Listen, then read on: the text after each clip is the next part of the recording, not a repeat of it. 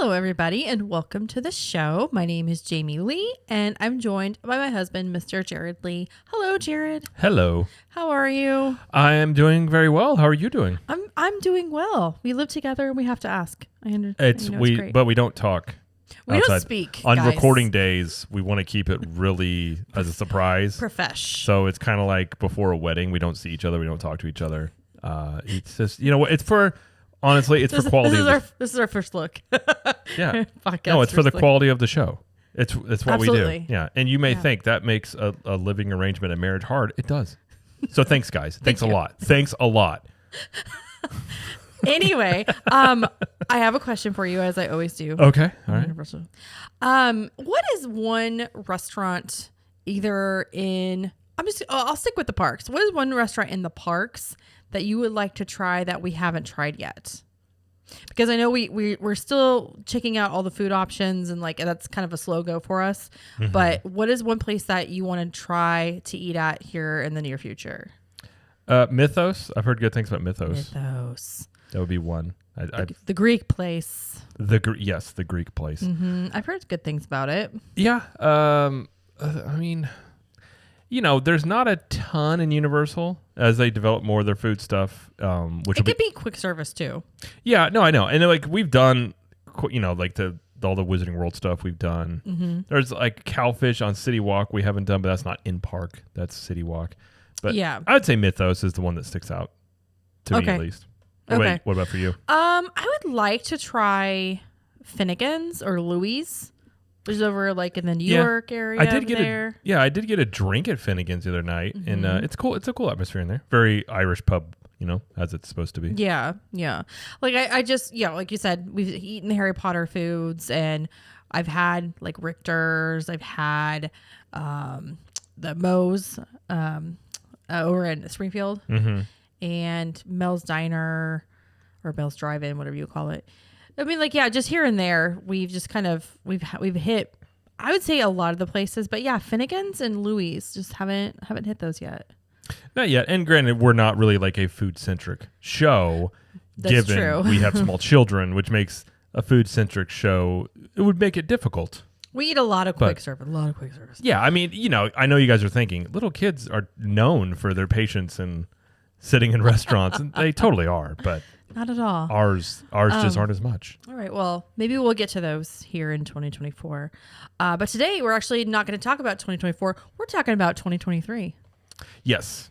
And, we're going to have a little bit of news. It's just one story that we're going to talk about. But we're going to go through what we think was the best about Universal in 2023. Either what we got to do, we got to experience, or what Universal did.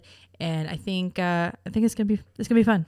It's going to be fun. I agree. It's one of those episodes in the 90s of a sitcom. You'd have that, remember when Danny went to the mall and be, and then to flashback. The wavy yeah, lines. Wayne's World. Mm-hmm. Diddle-doo, diddle-doo, absolutely. Then absolutely. Yeah, alternate endings. If we had a time machine, Who says we don't have one? I would love a time machine. Well, I honestly, I don't think, spoiler alert, I don't think people would. I think they would realize they would mess things up way quicker. They actually don't. They just say I think people would I would love a time machine, and then you go fix something that was a huge mistake, and all of a sudden you go back to where you're supposed to be, and it's just all messed up. I think it's too much responsibility, personally. I think Back to the Future was vastly irresponsible in that manner. You know what? We'll agree to disagree. All right. Fair enough. We're going to talk about, again, a little bit of news, and we're going to talk about the best of 2023. Before we do that, we want to mention a few things. And did you want to mention Epic Universe YouTube videos that you've been putting out?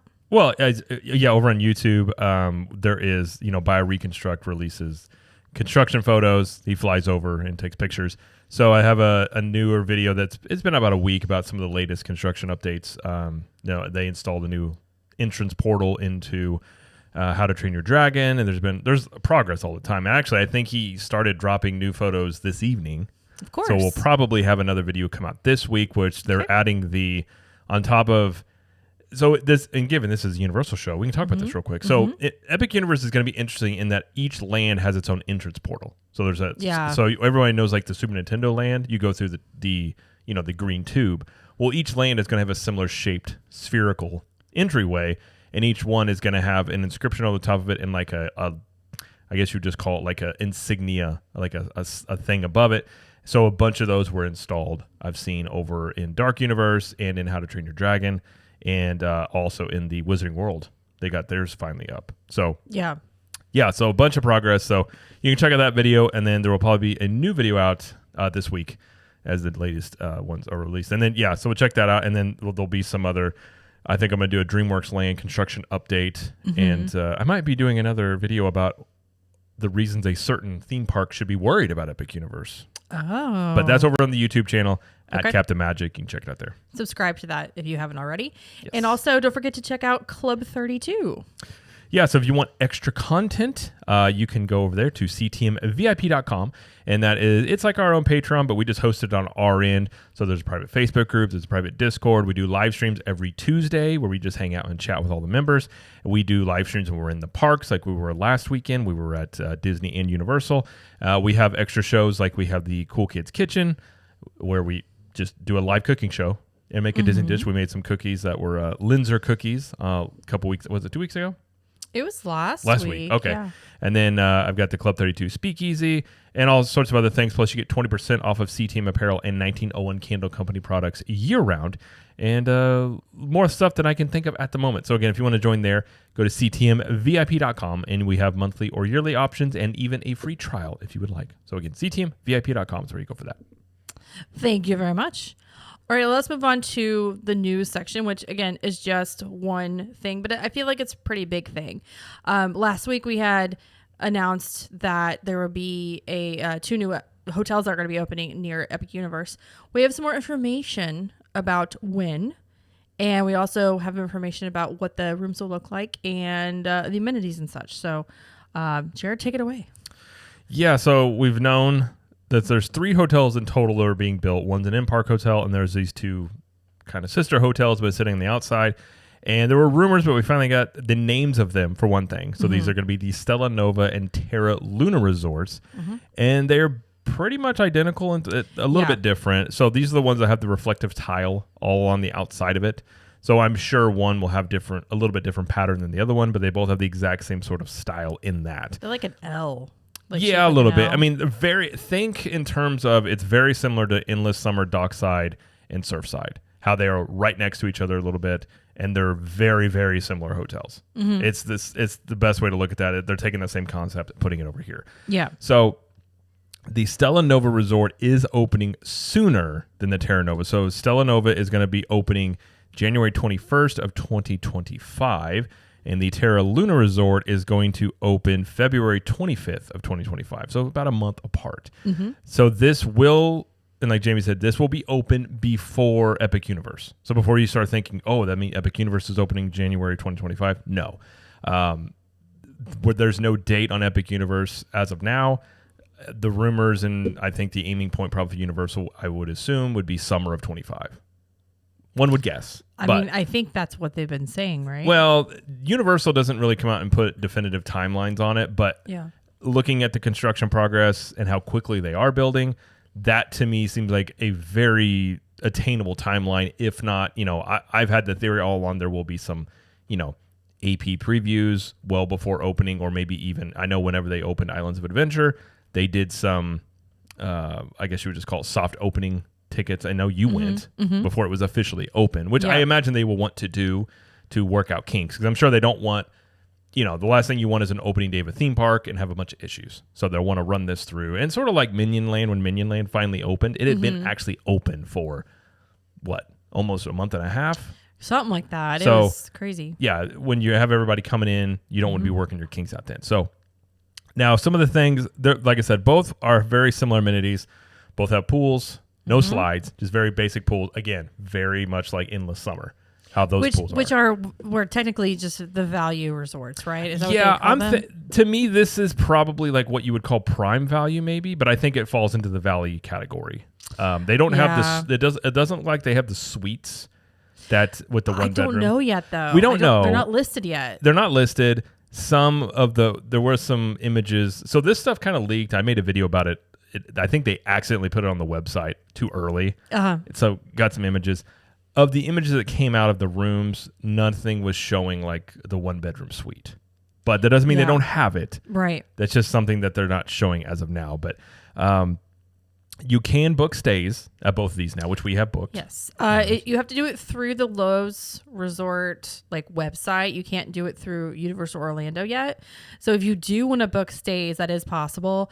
You could, obviously, the first day is the day that they open. So January 21st for Stella Novella, February 25th for Terra Luna. And you'll only see standard or pool view 2 queen rooms that are available with accessible rooms as well.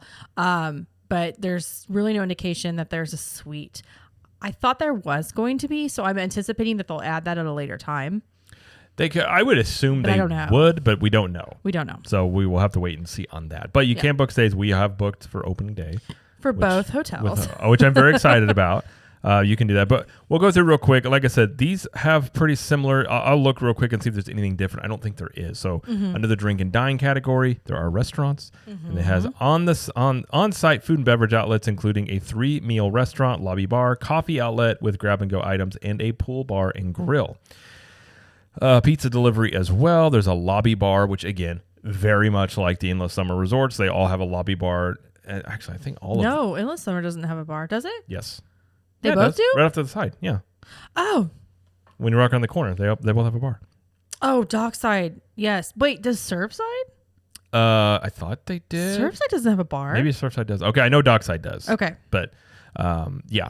I wasn't crazy. Sorry. I was half crazy. Well, they're both so similar. In my head, I'm sitting there thinking, I was like, a Dockside in my head is orange. That's what I think of Dockside is like the orange hotel because Surfside's like blue. Yeah.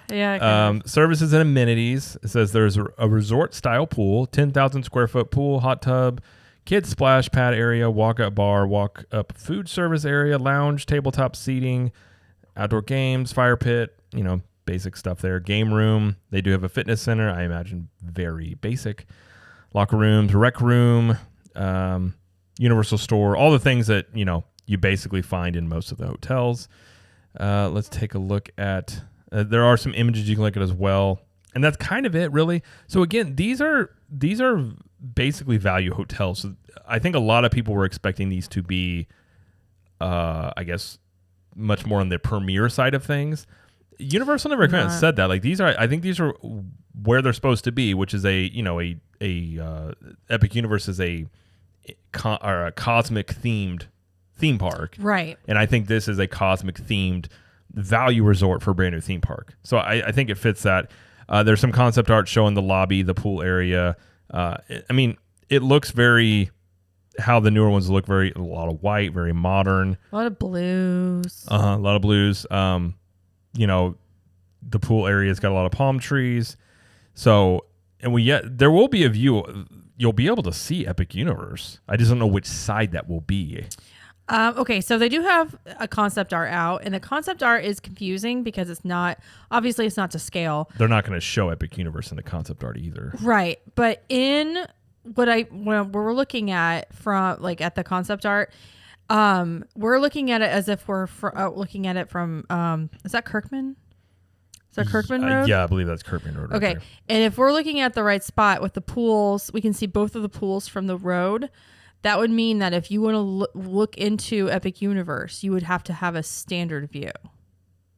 Okay. From my understanding. Now, standard view on one side, it overlooks the other hotel. Standard view on the other side looks another. It's very confusing because they're L-shaped, kind of L-shaped, right, or like boomerang almost. But we'll put this in the show notes so you guys can see if you're curious about the placement. But as of right now, we're just not sure if theme park view is going to be a possibility, if that's going to pop up eventually as one of the things you can book. Yeah. And I will do a video on YouTube channel as well, showing the visuals of this and going through it a little bit as well. So that's something you look at as well. I'm looking over at the Terra Luna, and it all basically is the exact same thing. Right. Mm-hmm. It does say on the pool, though, it says a 0 entry pool, features pop-up jets, a massive hot tub, poolside movies, and more. Now, they also did this with Dockside and Surfside, and I can't remember which one's which, but one of them has this as well, where it's got the 0 entry pop-up jets that kids love playing in. I can't remember which one it has it, but one has it and the other one doesn't. So it almost seems like they are literally almost taking carbon copies of Endless Summer hotels and just putting it over near Epic Universe with different theming. That's why I think that these are going to have suites as well.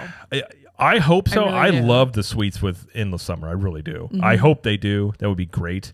And just FYI, so Stella Nova, it says basically it starts at $168 per night. I believe that's the lowest you can get it. Terra Luna is going to be similar at $168 per night, but it'll vary depending on when you go, staying on the weekends, holidays, stuff like that. And they're 315 square feet. So they are pretty small. They are. The concept art looked very tight. I will say it does look tight. I mean, but I'm not expecting it much bigger just based on the other Lowe's resort Universal hotels we've been in. Yeah, I think they definitely, there doesn't seem to be anything that stands out from that. Now, one thing that will be interesting, this is pricing with Epic Universe not open. I'm very curious as to the pricing when Epic Universe, like say opening day, because I imagine this is almost probably going to be double, if not more. Don't know that, but if that pricing stays where it's at is interesting, because you look at Endless Summer and that same, if these are the same types of hotels, Endless Summer, a lot of time, now they list this a lot of times in the same thing, but this is before you have like AP discounts and things, so this could fall right in line with that. But so Universal's Aventura Hotel and the Cabana Bay Beach Resort are listed as 3-star, and so are these. I saw that too. So I think these are more prime value. But I wonder if they're going to function more like Endless Summer. I think they're prime value based off location. Oh, absolutely. That's what I meant. Like they're going to function more as a. Yeah, I think it's literally Endless Summer with just a better location. Because Endless Summer is not really close to. It's the longest drive. It's still not a long drive, but it's the longest drive to the Universal Parks. Right. And then they're going to be in between. They're almost like in between Epic Universe and Universal Studios. So you're probably just paying more for. It's kind of like over at Disney with. Contemporary, to me, I don't really care for the Contemporary, but it has location. Yeah. Because you can walk to Magic Kingdom. So yeah. I think the fact that you could walk to Epic Universe from your hotel from here is probably going to be a very nice perk. Absolutely. I imagine that's going to be very busy. Yep. But we'll find out more as more information is coming out about it. And I'm sure Jared will put another update video out. Oh, that's basically what the YouTube channel has become, is updates about Epic Universe, which I'm fine with. I really enjoy the progress, and then I'll be doing some also. I think over the break, I'm gonna film a bunch of stuff on some land previews as well, like what you can look forward to in each land, and some compare. When you look at the year's difference between how much progress has been made in a year, it's wild. I mean, a year ago it was basically just dirt, and now you have standing, complete hotels and everything like that. So yeah. All right, so we did a little bit of news. Now we're going to transition into talking about the best of 2023 at Universal Orlando. Now, these are in no particular order because I could not rank them. I don't think you could rank them either because it's kind of hard. Anything involves me personally, top of the list. Just goes right to the top. Stop it. Okay, so we're going to start with the first one, and we're just going to briefly discuss it. We talked about all this stuff during the year, so we're not going to go into huge depth about it, but we'll just briefly discuss it, and then that's our list. So number one, the first one, what is it? Jurassic Park Tribute Store, which if you're unfamiliar with tribute stores, that's Universal does themed, basically gift shops. Yeah, but they're fantastic, and the Jurassic Park one was like my childhood. I was like, I remember they had all the toys and the retro, everything like the lunch pails and everything like that. So it was probably, I would say, it's the best tribute store they've done. It would be very difficult to beat that. I'm sure they'd probably be able to, because they seem to always do better with it. But that was a great one. Well, it was celebrating the 30th anniversary of the release of the first movie. So you're kind of going into the first room as if it's a set. Mm-hmm. Like pre-production, almost behind the scenes. Yeah, it's like pre-production, then you're filming, then like post-production. It was great, and I think my favorite part though is when you get into the second room and you've got the set with the toilet and the T-Rex over it, like they're going to attack you, like from the movie with the lawyer. You got the raptors too in the kitchen. Got the raptors in the kitchen. Well, I was going to say the best thing about this was those photo ops, which I almost think Universal needs to turn.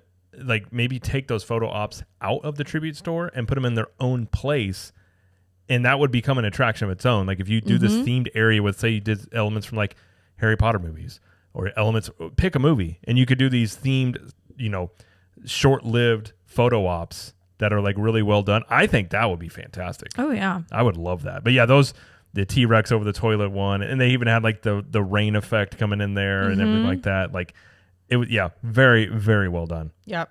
It's been my favorite by far. And the only reason I say they should take it out of the tribute store is it was causing quite a bit of lines. So if you did just want to buy merchandise, you had to deal with a lot of people like and like where those things are set up, there's merchandise all around it.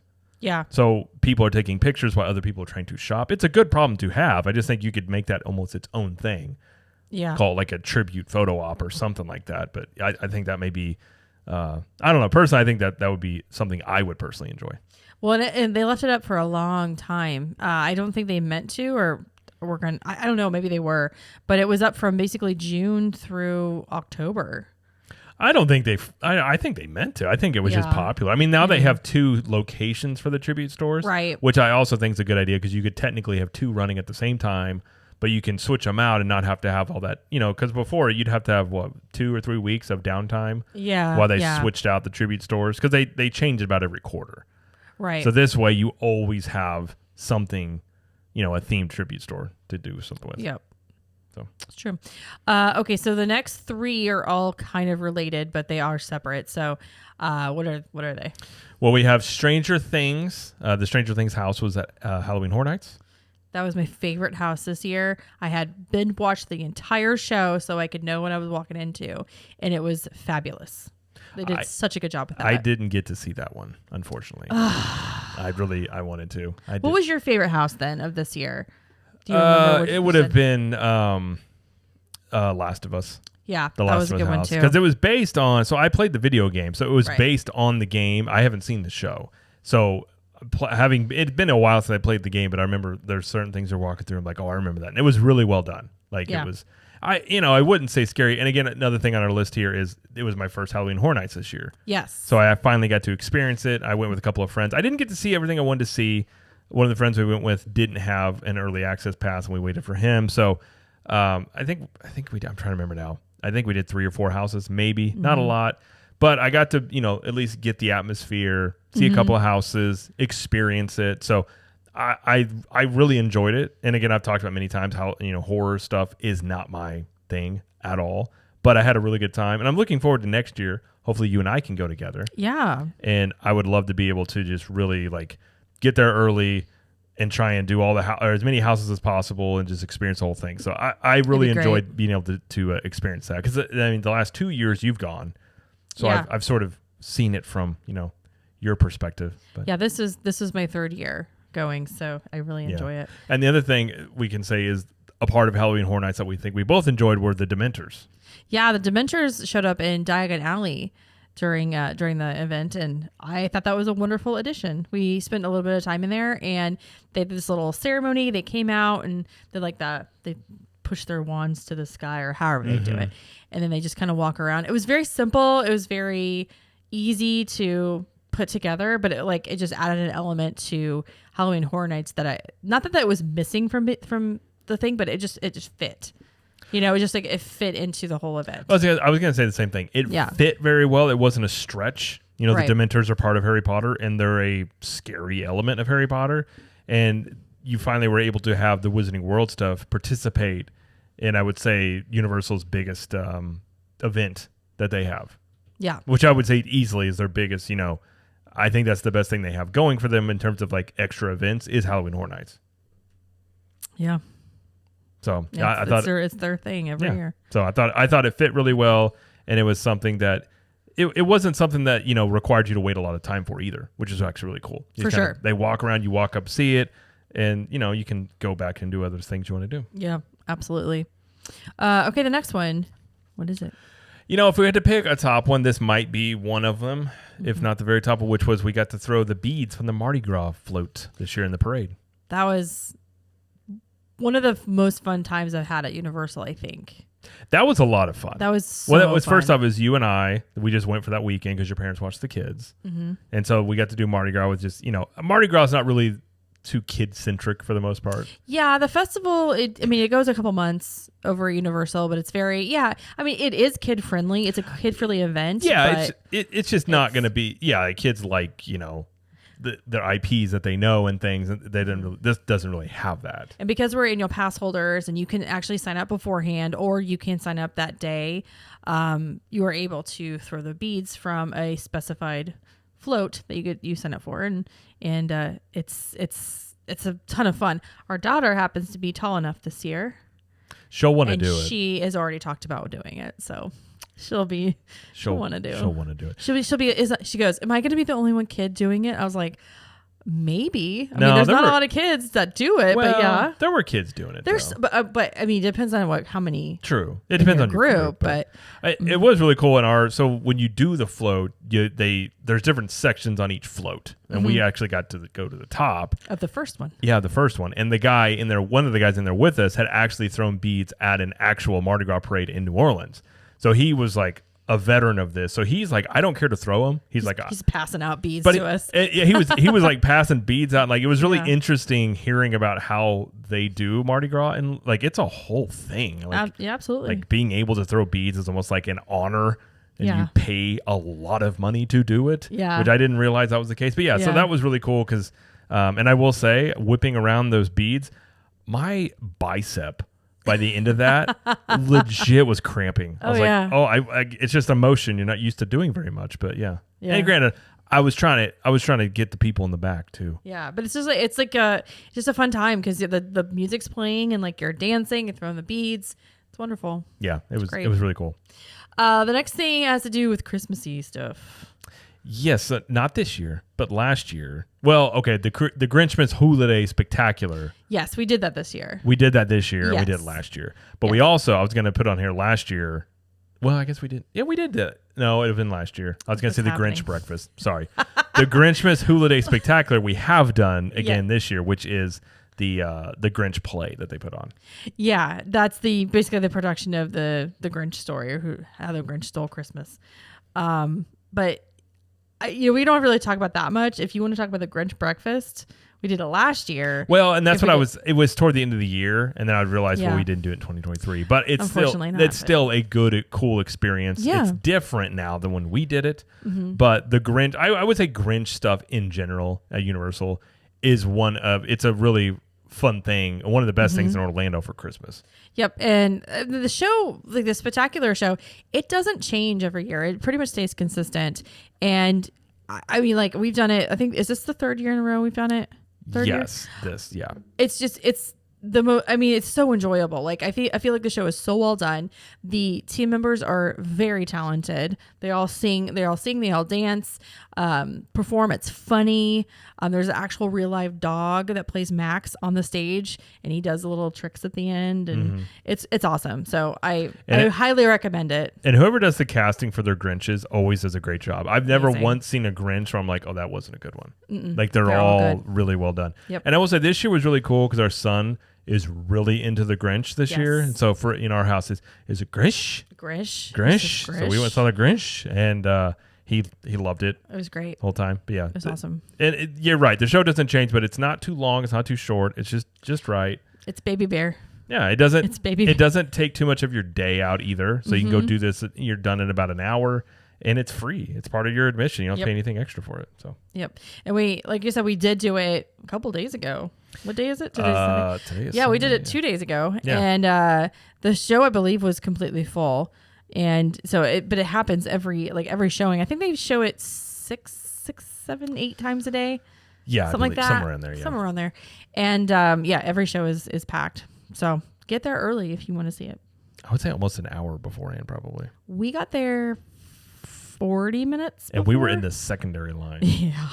Granted, there was a giant group that, like, right before we went in, it was like a group of, how many people did you say probably? 100. Yeah, like it was a giant group. So probably, 45 minutes are probably pretty good. Probably most cases 30 minutes. And I don't know if there's a bad seat in that building. I mean, I think everybody in the line still got seated, even though people are way behind us. So it's not a giant theater. It's where the Blue Band group used to perform. Do they still perform? No. Okay, I didn't think so. I would say like the back part the higher up you get, I think you get some good seats back there too. So I feel like any seat's really good. That's kind of what I was thinking. Yeah. But yeah, go see that if you can. Especially if you're a Grinch fan. Absolutely.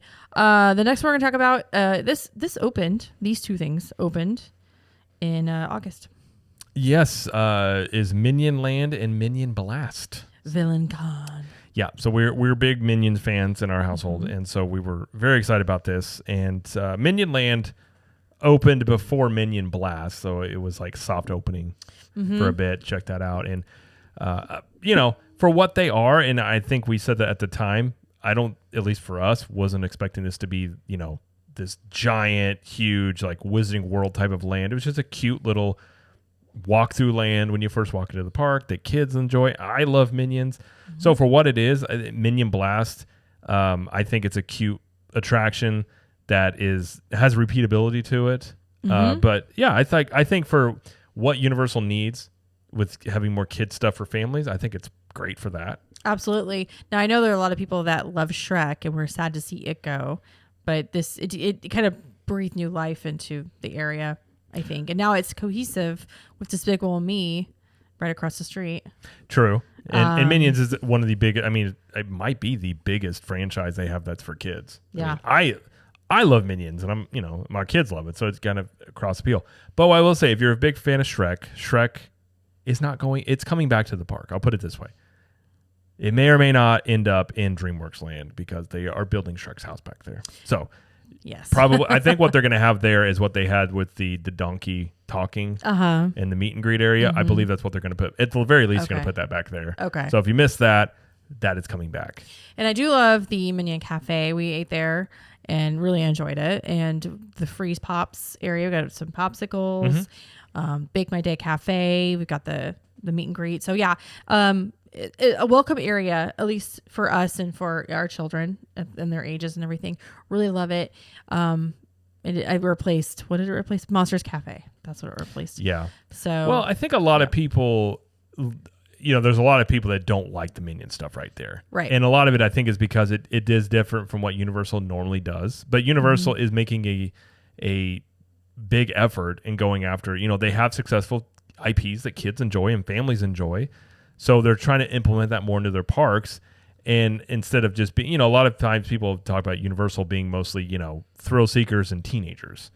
And I think Universal's trying to, not that they don't want to be welcoming to those people either, but I think they're also trying to make a really good effort about going after the families that enjoy these IPs. So for that, what it is, I think this Shrek thing was for us basically just a walk past every single time. Whereas now, we'll stop in there, not every single time, but a lot of times because, it depends on wait times and things like that. But yeah. Yeah.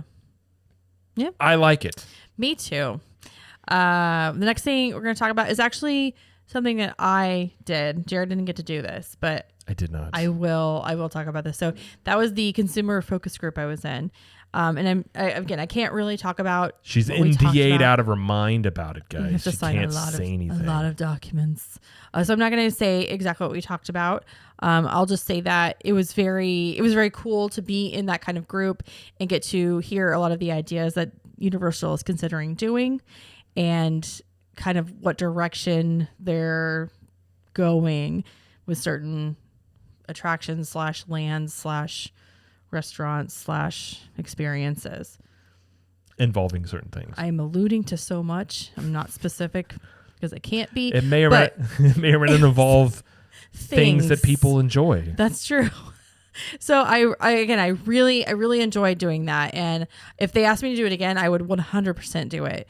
But yeah, if you ever get a chance to do it, if you're walking by the NBC Media Center over in, it's like right past Beverly Hills, then you might get stopped and asked some questions and they might ask you to come do it. So true. And honestly, I love the fact that they are seeking out, guests about what they think. I think they legitimately.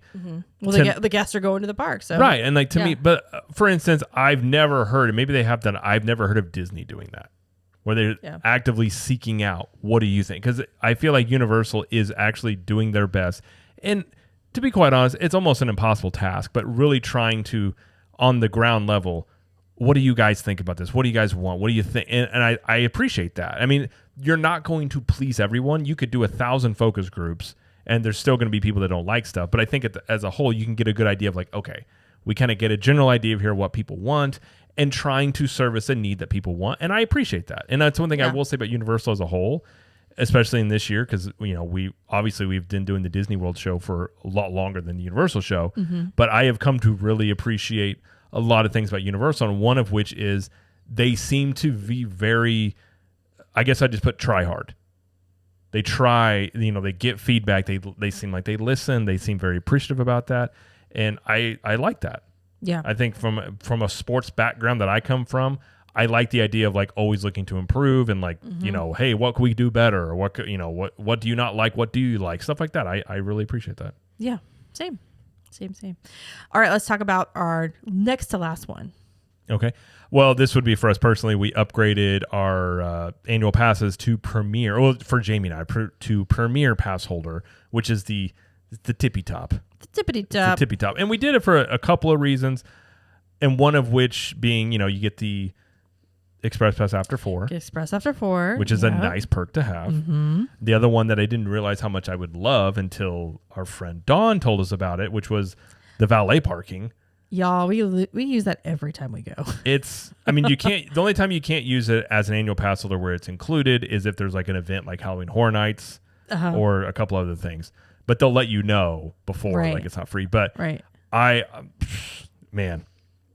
love it. Like you just pull up, get your stuff out, you get a ticket, you got your own little security line, you go up either the escalator or the elevator, and you're just right on City Walk. You're right there. So I don't know if that alone makes it worth it, but man, that's a nice perk. Just to be able to drive up there, and when you come out, you don't have to deal with buses and things. Now, granted, this is if you have a car, and usually this is mostly APs doing this. But even the parking garage can get so like crazy, and it's packed and for sure. Yeah. Yeah, and like the Express Pass after 4, it's not unlimited, but it's really nice of, we're in the parks, like we were on Sunday, and we're like, okay, let's do a couple things, and then the Express Pass kicks in at 4, and then, ride a couple things we want to ride, and, it's definitely nice. And we have so far enjoyed, being Premier Pass holders. Absolutely. Not only that, but just you get the free Halloween Horror Nights admission for one night. That's a big perk, yeah. That was a big thing, because we were like, well, we know we want to go, so we would be silly to not upgrade when that's included, plus all the other perks. And the discount gets a little bit higher for like merchandise and for everything, hotels and stuff. Yeah. So there was a lot of reasons to do it, and we're not sorry that we did it. No, we're very excited that we did it. I've enjoyed it quite a bit. So yeah. Yep. So, and then the last one we're going to talk about is we kind of already mentioned it before, but it's go ahead and you can say it. Well, it's kind of what our YouTube channel has become, which is Epic Universe construction, basically taking shape, hotel announcements, and basically just looking forward to Epic Universe. So there's just so much that's happened this year with that, like just so much progress. The speed, having covered Disney World for as long as we have, there's a certain pace of construction you kind of get used to, and people joke about it, but it is true. I mean, you can either, I guess you could get mad about this if you wanted to, but Disney does take a while to build things. They always have. They just spread it out over quarters, and that's just kind of what they've always done. So when Epic Universe was announced, I was intrigued. Like, okay. And that was before we were really looking at Universal too much. And then once I started going with construction, man, they go so fast. Like it's wild. We put an Epic Universe construction video out a week ago, and these new photos get posted, and you would think, oh, there's not much to talk about in this video. Nope, there's stuff to talk about. Like there's progress, and there's a lot of people that are very interested in this. Myself, I'm really looking forward to especially Nintendo. I know our daughter is as well, but I think this park, again, potential here. I think it's shaping up to be a amazing theme park. I think it could be. Now it could end up. I've always leave it open. Mm-hmm. It could not be that great. There's always that chance. Yeah. I don't think that's going to be the case, but it's that's something this year that's been a big thing. I guess you could just say for us in the YouTube channel, especially. It's been huge. So what is one thing that you're looking forward to in 2024? Other than just even more Epic Universe, like seeing how quickly, because part of me, like, I know there's a lot. I've said this before in the videos, and a lot of people, in the comments will be like, there's ride testing, and I get that. There's a lot of, just because something's built doesn't mean you can open the park tomorrow. That's not what I'm saying. I still think at the pace they're going, Epic Universe could potentially open earlier than people anticipate. Maybe that's being hopeful, maybe optimistic. I don't know. But either way, that's something. In 2024, looking forward to probably DreamWorks Land opening. Yeah, I'm excited for that one for sure. That was my number one. Our kids are the perfect ages for that park, for that section of the park. Well, both of them love Trolls. Oh, they love Trolls. I mean, they even like Shrek. I mean, even though they've never actually seen the movies, they still would like walk by Shrek and Donkey, and they still like the characters. And they'll love the like meet and greet because he talks. Like both our kids will. Yeah. So I think that's something that would be fun for sure. Yeah. I really feel like we'll spend a lot of time in that area. So yeah, I'm looking forward to that opening for sure. For sure. I'll also say I'm very curious of any announcements of the group, the focus group you were a part of, if things from that come to fruition.